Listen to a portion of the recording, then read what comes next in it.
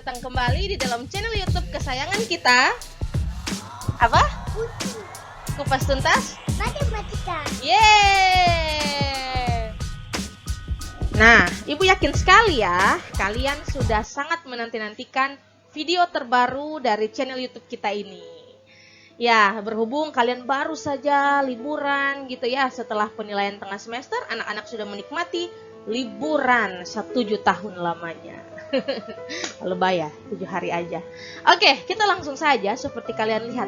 Di samping ini, di sini ya. Di samping ini ada judul aplikasi persamaan kuadrat. Ya, hari ini kita akan mengupas tentang aplikasi persamaan kuadrat. Tentunya persamaan kuadrat ini sudah kita pelajari pada pertemuan sebelumnya. Kali ini kita akan lihat persamaan kuadrat ini dalam kehidupan sehari-hari gunanya apa ya? Bagaimana kita mengaplikasikan persamaan kuadrat, konsep-konsep yang kita sudah pahami pada konteks dan masalah-masalah nyata. Oleh karena itu, stay tune, check this out. Ada beberapa contoh yang akan kita bahas bersama.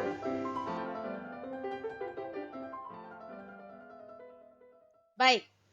Nah, anak-anak, sebelum kita melihat masalah-masalah yang berkaitan dengan persamaan kuadrat, Ibu hanya mau mereview kembali apa yang kita sudah pelajari, yaitu khususnya dalam menentukan akar-akar persamaan kuadrat.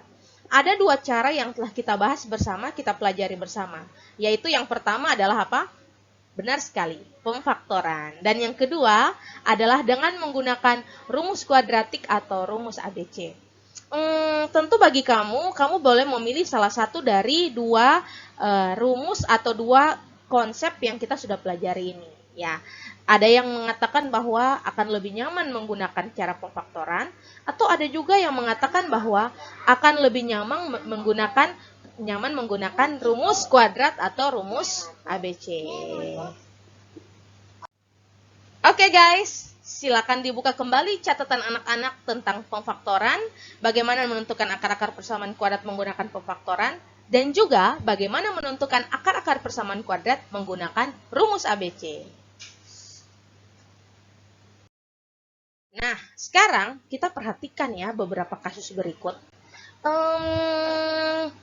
Kasus seperti apa ya? Lihat kembali. Nah, pada masalah ini, kita bisa baca bersama ya, selembar kertas berbentuk persegi panjang akan dibuat kotak tanpa tutup, bervolume 160 cm3, dengan membuang persegi seluas 4 x 4 cm persegi masing-masing pada pojoknya. Jika panjang bidang alas kotak 6 cm lebih besar dari lebarnya, maka panjang dan lebar alas kotak tersebut adalah, nah ini, dia punya kotak yang akan dia buat volumenya ditentukan. Terus dia akan buang kertas seluas 4 x 4 cm pada masing-masing pada setiap pojok persegi, pada setiap pojok kertas gitu ya. Coba kita visualisasikan gambar ini kira-kira seperti apa ya? Oke, saya akan coba pakai pen ya. Kita coba gambarkan apa yang kita pahami daripada soal ini. Selembar kertas berbentuk persegi panjang. Oke, kita gambar persegi panjang. Set. Oh, wow. Agak jelek ya persegi panjang Ibu. Oke, Ibu ulang lagi deh dari awal. Nah, oke. Selembar kertas berbentuk persegi panjang. Wismi lurus ya. Gini. Ini persegi panjang ya kertasnya. Kira-kira seperti itu. Akan dibuat sebuah kotak tanpa tutup. Kotak berbentuk balok tentunya ya. Volume 160 cm/3 dengan membuang persegi seluas 4 x 4 cm/2. Berarti yang dia buang pada masing-masing pada pojoknya. Berarti ini dipotong 4 cm. 4 ini dibuang nih. Ini juga setiap pojok kita buang 4 cm kali 4 cm. Kemudian ini juga demikian. Kira-kira begitu ya. Wah, walaupun kelihatannya tidak sama ya, tapi ini untuk memvisualisasikan saja kepada kita bahwa ada bagian-bagian yang dibuang. Kemudian bagian yang di dalam nih yang masih putih itu akan dilipat menjadi kotak tanpa tutup ya. Jika panjang bidang alas kotak, ini panjang bidang ini yang akan menjadi bidang alas ya tentunya. Kan tanpa tutup gitu ya. Jadi ini bidang alas. Panjangnya ini dia lebih 6 cm lebih panjang daripada lebarnya. Maka panjang dan lebar alas kotak tersebut berapa? Ini panjang, ini lebar. Ini yang kita ingin tahu nih berapa. Gitu ya. Nah, kira-kira gimana ya cara mengetahuinya? Yang kita tahu di sini adalah volume. Nah, kotak ini kalau berbentuk balok berarti ada yang harus kita ingat untuk bisa menyelesaikan, untuk bisa menentukan berapa panjang, berapa lebar daripada kotak tanpa tutup ini. Gimana ya? Oke, let's go to next slide. Di sini sudah memberikan petunjuk bagaimana kita menyelesaikan masalah ini ya. Ada langkah-langkah. Di sini dia bilang cermati kalimat secara bertahap. Karena pada masing-masing pojok kertas dibuang 4 kali 4 cm pangkat 2, maka tinggi kotak yang terbentuk adalah 4 cm. Ya, seperti gambar tadi, di mana kita buang 4, ketika kita buang 4 kali 4, lalu kita lipat kertas-kertas tersebut, tentu akan membentuk tingginya 4 cm. Ya kan? Panjang alas 6 cm lebih besar dari lebarnya, berarti panjang sama dengan lebar tambah 6 cm. Dengan demikian diperoleh, sekarang kita masukkan ya dengan bentuk simbol kalau yang belum kita ketahui. Panjang ini belum kita ketahui panjang berapa panjangnya, jadi berapa cm, Ibu misalkan dengan P aja ya. P.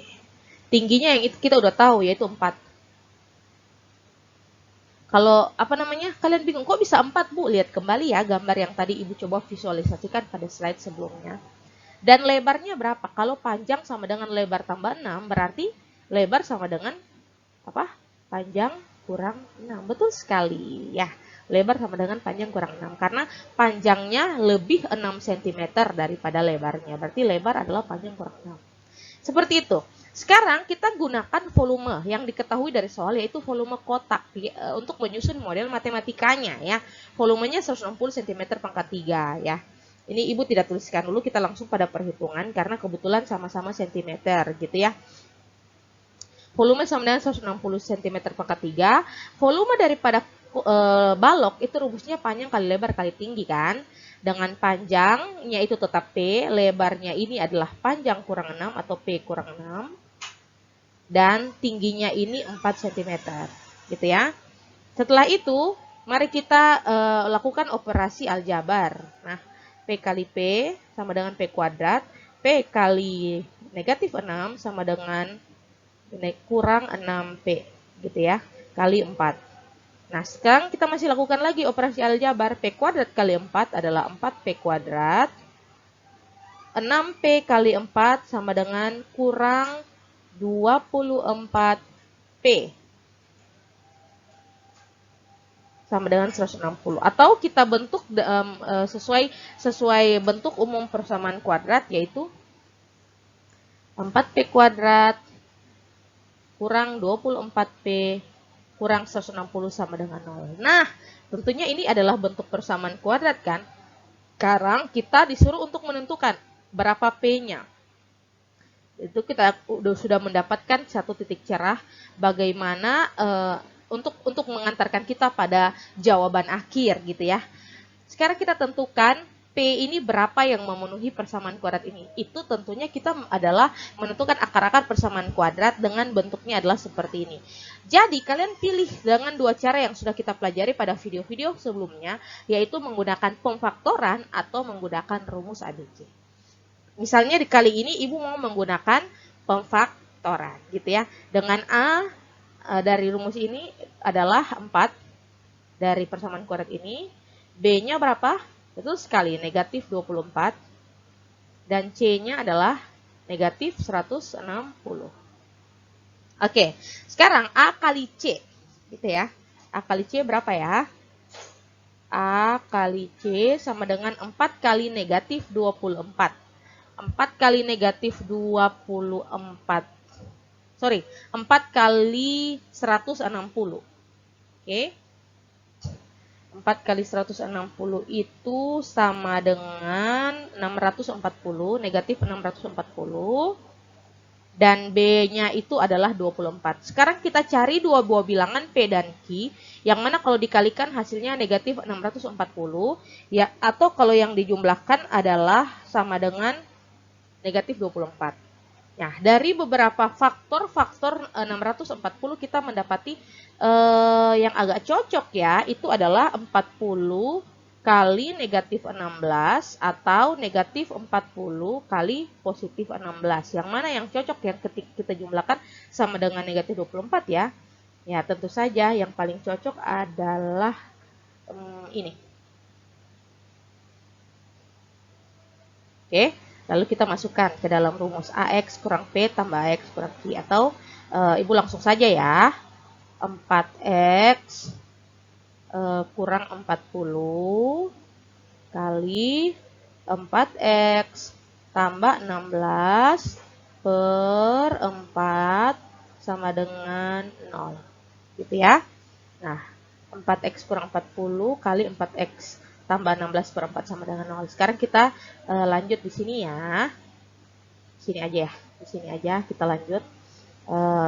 Ibu faktorkan, Ibu keluarkan 4 kali X kurang 10 kali 4X tambah 16 sama dengan 0 per 4 ya. Per 4. Ini 4 dan 4 habis membagi. Jadi ini X kurang 10 sama dengan 0. Kok X ya? Dan tadi kita X ya. Oke, padahal sebenarnya ini P ya anak-anak. Yang kita maksudkan ke dalam sini. P, sorry. Aduh, ini karena kebiasaan pakai ini. Ini kesalahan bisa saja terjadi. Oleh karena itu ganti aja ya langsung ya P. Ini adalah 4P. Ini P. Huruf-hurufnya harus P biar konsisten nih dari awal.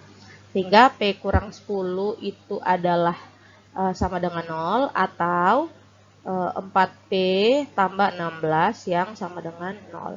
Dengan demikian kita dapati, kayak di sini lagi ya. P kurang 10 sama dengan 0, P sama dengan 10, atau 4P sama dengan negatif 16, dan P itu adalah negatif 4. Nah, sekarang kita pilih P alas yang panjang alas yang bernilai positif. Jadi tentu saja kita akan ambil P sama dengan 10. Nah, kita udah dapat nih P sama dengan 10. Nah, selanjutnya kita lihat nilai lebar alas. Dengan lebar itu adalah panjang kurang 6. Berarti lebar tuh sama dengan 10 kurang 6, yaitu sama dengan 4. Nah, dari sini kita dapat bahwa P sama dengan 6 dan L itu sama dengan 4. Tentunya cm ya. Ya, cm. Kita udah dapatkan jawabannya. Dan sekarang kita coba masukkan apakah dengan panjangnya 6, panjangnya ini adalah 10 cm dan lebarnya ini adalah 4 cm. Kalau kita kalikan atau P kali L kali T, apakah betul akan mendapatkan volume 160? Kita coba ya. Panjang kali lebar kali tinggi itu sama dengan 10 kali 4 kali 4 sama dengan 160 dengan satuan cm pangkat 3. Sama tidak? Oh, sama ternyata. Berarti jawaban kita benar. Dengan P-nya sama dengan 10 dan L-nya itu adalah 4 cm. Masalah terselesaikan. Dengan demikian kita bisa menjawab pertanyaan yang tadi.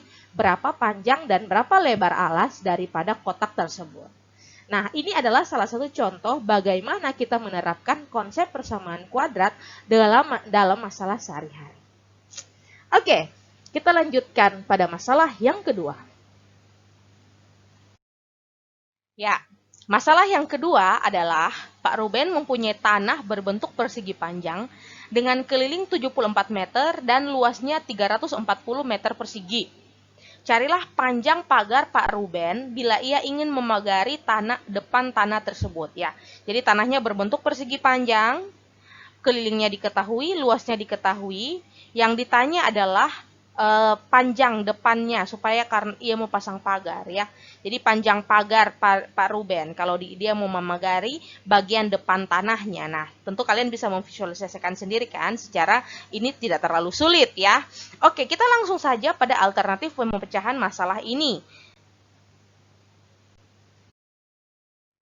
Nah, gini.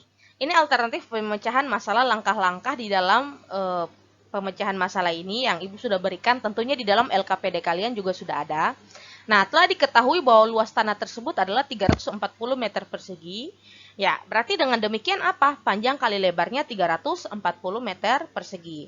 Itu berarti lebarnya berapa? Lebarnya adalah 340 bagi apa ya?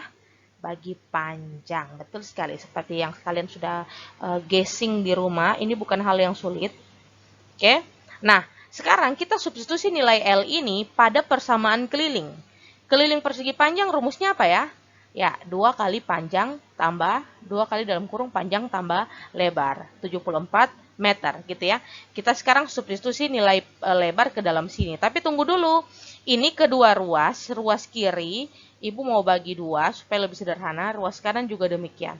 Ya, 2 dan 2 habis membagi sisa panjang tambah lebar aja. 74 bagi 2 ini adalah berapa? 37 meter. Oke. Sekarang kita langsung saja panjang tambah lebar. Dengan lebarnya adalah 340 meter persegi bagi panjang. Dan 70 bersama dengan 74 bagi 2. Kenapa Ibu bisa bagi 2? Prinsip persamaan. Operasi yang kami lakukan di ruas kiri harus kamu lakukan pula di ruas kanan. Seperti itu anak-anak. Nah, jadi 74 bagi 2 Ibu langsung saja harusnya di sini adalah 37 meter. Kita melangkah lagi ke dalam proses yang berikut. Sekarang kedua ruas, ruas kiri ini saya kalikan dengan P, ruas kanan juga demikian. Ini harus kalikan dengan P. Ini juga, ya kan? Tapi kan ini kita abaikan dulu karena udah langsung 37 meter aja gitu ya. Nah, sekarang P kali P sama dengan P kuadrat. P kali 340 meter persegi bagi P bagi P habis membagikan ini kan. Jadi kan sisanya berapa? 340 meter persegi. Nah, karena udah sama-sama meter, kita baikkan dulu sementara untuk dapatkan hasilnya dulu ya. Tapi ini 340-nya udah nggak kelihatan nih. Ya udah, Ibu ulang lagi. Oke, ya. Oke. 340. Dan ini 37 P. Oke, sekarang 37 saya pindahkan ke ruas kiri. Jadi P kuadrat tambah 340 kurang 37P. Sama dengan 0. Atau saya tuliskan dengan lebih besar, P kuadrat tambah 340. Oke, ubah dulu supaya jangan kelihatan tulisannya. Ya, ini kita gambar kayak gini nih, kayak Ibu baru belajar nulis. Tapi that's okay, as long as we want to learn, we have the semangat. P tambah 340 kurang 37P. Sama dengan 0. Nah, dari sini kita dapatkan berapa nilai A, berapa nilai B, berapa nilai C. Kita pakai ini ya, space yang ada aja ya. Jadi nilai A-nya adalah 1, B-nya berapa? Betul sekali. 37, betul. Negatif 37. Dan C-nya itu adalah 340. Nah, kalau sudah bentuknya seperti ini, bentuk persamaan kuadrat, kalian boleh menyelesaikan. Ini kan kita mau menentukan nilai P. Itu kan sama dengan kita menentukan akar-akar dari persamaan kuadrat ini kan. Kalian tinggal pilih mau menggunakan pemfaktoran atau mau menggunakan rumus kuadratik atau rumus ABC. Gitu ya. Karena saya yakin di dalam perkiraan saya tentu kalian akan lebih memilih menggunakan rumus ABC tadi. Tapi kali ini Ibu Ria mau menuntun kita kembali lagi mengingat konsep pemfaktoran. Jadi kita akan menyelesaikan pada video ini ya, kita akan menyelesaikan menggunakan pemfaktoran dan kalian boleh membuktikan dengan rumus kuadratik ABC di rumah apakah kita mendapatkan hasil yang sama gitu ya. Nah, sekarang kita cari dua buah bilangan P dan Q yang mana kalau dikalikan hasilnya adalah 340A kali C ya. A kali C itu adalah 340, positif 340, dan B-nya adalah negatif 37. Nah, 340 ini sama dengan faktor-faktornya apa saja yang kalau dijumlahkan hasilnya 37, negatif 37 ya. Ya. 340 ini kan sama dengan 17 kali 20. Atau negatif 17 kali negatif 20.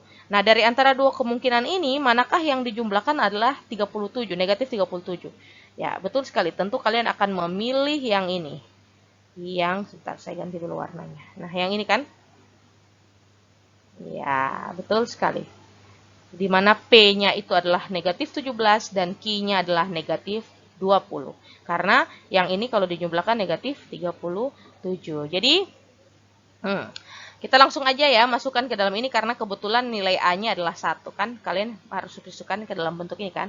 AX tambah P kali AX tambah Q per A Itu harus sama dengan 0 kan. Nah, ini udah sama dengan 1, berarti kita langsung aja ya. P kurang 17 kali P kurang 20 sama dengan 0. P kurang 17 sama dengan 0, atau P kurang 20 sama dengan 0. Dengan demikian P sama dengan 17 atau P sama dengan 20. Nah anak-anak, karena panjangnya harus lebih besar daripada lebar, ya kan? Nah, di sini kita lihat lebarnya ini adalah 340 bagi P ya. Jadi sama dengan 340 bagi berapa ya? Bagi 17. Bagi 20. Itu sama dengan 17. Nah, 17 kali 20, 340. Nah, karena panjangnya harus lebih besar daripada lebar, dengan demikian yang menjadi panjangnya itu adalah 20 meter dan yang menjadi lebar itu adalah 17 gitu ya. Jadi panjang pagar depan tanah Pak Ruben adalah 20 meter seperti itu. Nah, ini kira-kira alternatif pemecahan masalah yang kita bisa dapatkan dari alternatif penyelesaian masalah yang kita bisa lakukan berdasarkan konsep-konsep persamaan kuadrat. Nah, anak-anak, tentu ada banyak sekali masalah-masalah lain yang dapat kita selesaikan menggunakan persamaan kuadrat, gitu ya.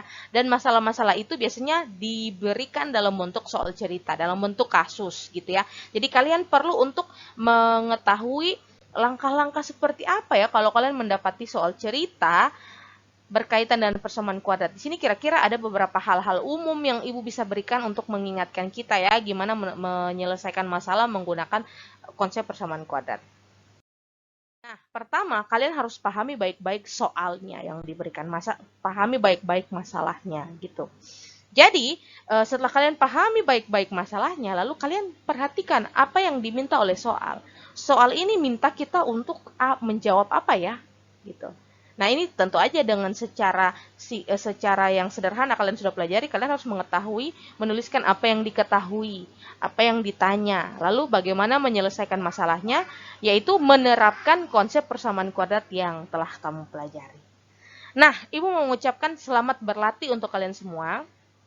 Di dalam kita punya Google Classroom sudah ada 1 buah soal yang Ibu berikan bagi kalian semua untuk formatif 4. Kalian boleh kerjakan di sana ya. Kemudian kita akan join Zoom pada pertemuan selanjutnya. Oke anak-anak, see you again. Jangan lupa untuk mengerjakan soal yang Ibu sudah submit sudah upload di Google Classroom. Jangan lupa klik serahkan atau turn in gitu ya. Sampai jumpa pada video selanjutnya. Bye bye.